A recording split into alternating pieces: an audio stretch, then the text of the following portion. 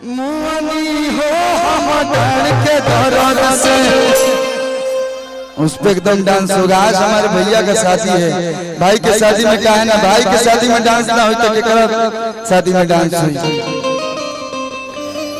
लेकिन एगो हमें नया गाना रिलीज भइल बा, झिझिरिया गाना के नाम हो।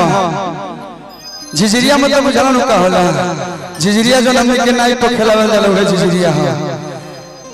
लइका कहता कि ताहर नहीं हर के पेट कमजोर पड़ुए, तो लइका कहतिया कि मर चढ़ल जवानी हिलोर पड़ुए। सुन प्राण प्रिया धारा वतनी क्रिया आहा हो सत जन प्रिया। तो लइका कहतिया कि छोड़ी के बिहान चली जाई बाबला मुआ तो खेले ले जाई हजिजिया। हाय कौन झिझिरिया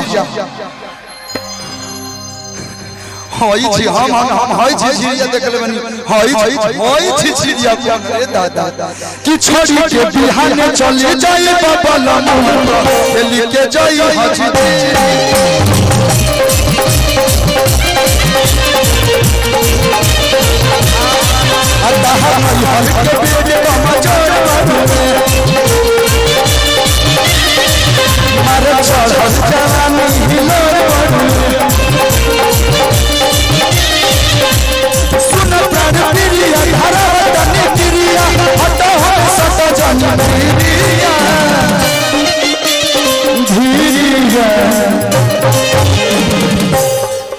अरे छोड़ के बिहान चली जाई बाबला मुआ तो ले जाई हजिजिया।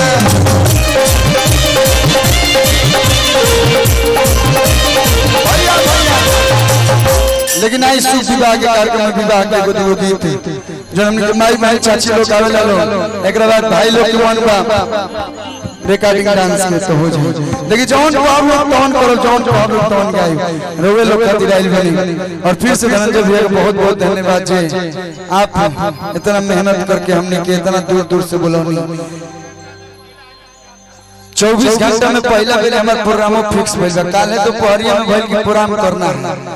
इतना जल्दी व्यवस्था हो गई, एक गांव खातिर पर आप लोग जोरदार ताली बजा दे, जोरदार ताली बजा के स्वागत करना कि ये गांव में इतना जल्दी से इतना लोग मेहनत करके व्यवस्था कर लिया, कम बात बा।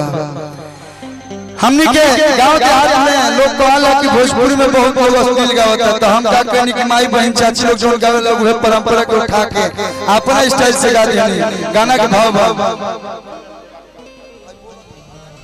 एक ऐसी सूचना, जितने बाराती लोग खाने के लिए बाकी हैं वो चले जाए दरवाजे पे। जो लोग खाना नहीं खाए हैं बाराती गेस्ट लोग वो दरवाजे पे चले जाए।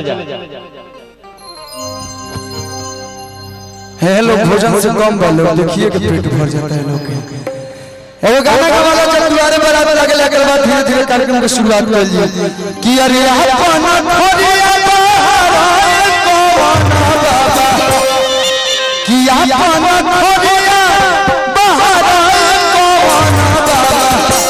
लेकिन हमारे माई बहन चाची लोग देखत लोग ये लोग कहलो कलू आइल बे त खाली यही लोग खातिर गीत गावता, ओ लोग खातिर एगो दो गीत गा लेता नहीं कि अरे अवतारे दूल्हा दामादाए अवतारे दूल्हा दामादाए बैठे